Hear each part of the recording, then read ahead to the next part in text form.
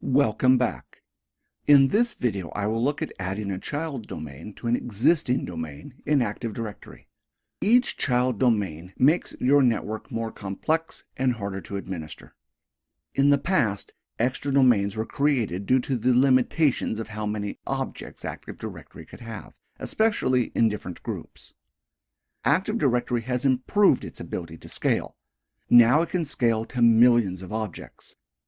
Another limitation was password policies. Previously, Active Directory supported one password policy per domain. Now you can create more than one password policy per domain, so before you create a child domain, ask yourself, why are you creating a child domain? When possible, it is best to stay with one domain. There are times when you need to add a child domain. In most cases, this will be because of business requirements. Active Directory gives you the ability to separate departments and even different companies into different management structures. In some cases, the business may decide they want different domains to keep business management separate. This may come down to different business units having different budgets, and this makes sharing resources, such as servers, difficult. Imagine asking the accounting department to split a new server bill between different companies. Now imagine the companies having different ideas about which hardware to buy. One company may want quality, reliable hardware, and the other wants to save money. In cases like this, it is often simpler to have two domains. The next reason you may want to create new domains is due to different IT support requirements.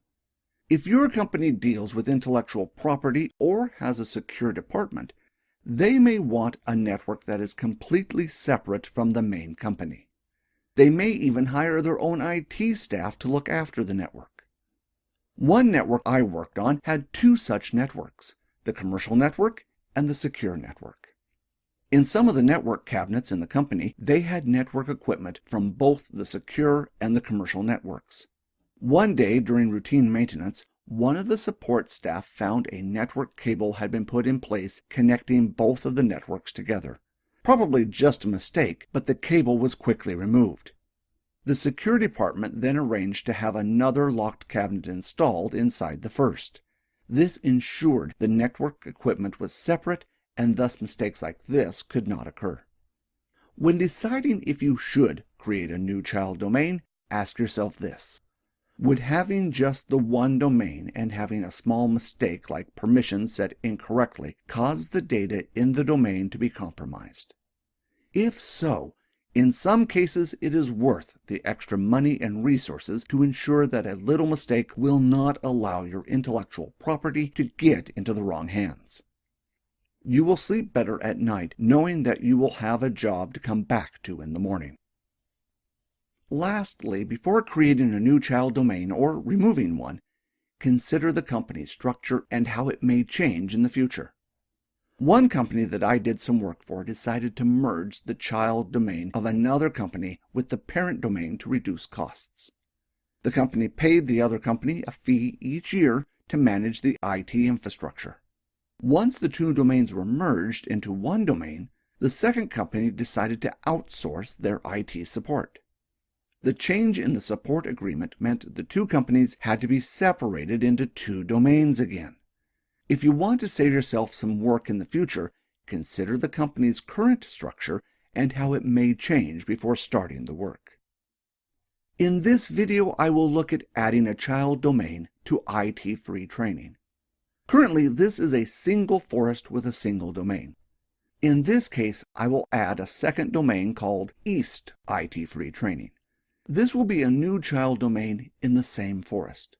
Since it shares the same namespace with IT Free Training, it is considered to be in the same tree as IT Free Training. I will now switch to my Windows server to demonstrate how to add the East child domain to the forest. Just like I did when I added my first domain controller, I need to run the command dcpromo from the Start menu. Once I skip past the welcome and information screens, I can choose if I am adding this domain controller to an existing forest or a new forest. In this case, I will select the top option since I'm creating a child domain.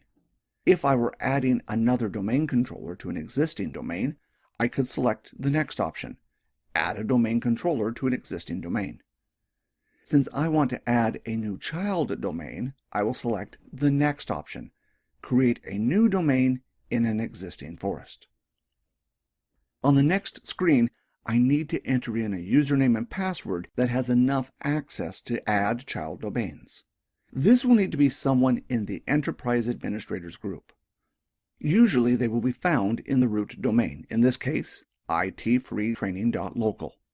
If, however, they are located in a different domain, including a child domain, I can enter in the domain name here. At the bottom of the screen, I will press the Set button to enter in the username and password of the user that is in the Enterprise Administrators group. Then I will press Next.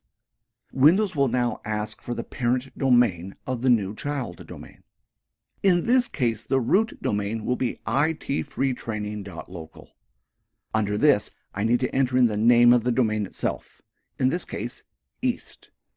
At the bottom, notice that Windows will show the fully qualified domain name as east.itfreetraining.local. When I press Next, Windows will contact the domain naming master to ensure the domain name can be added.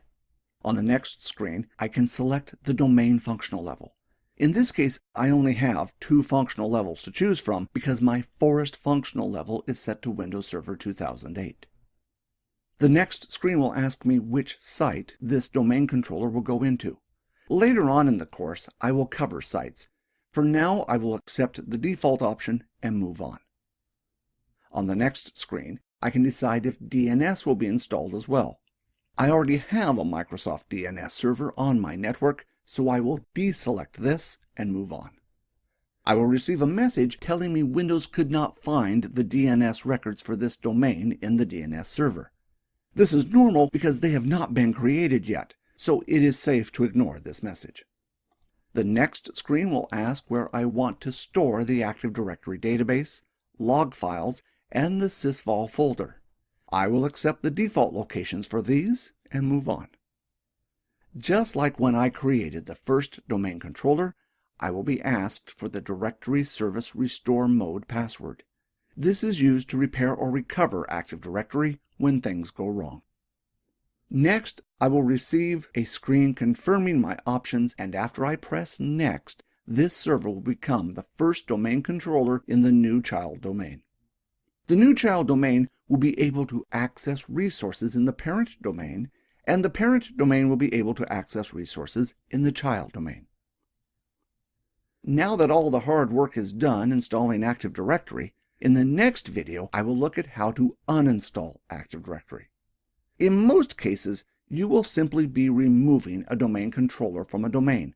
But if you want to completely remove Active Directory, I will show you how to do that as well.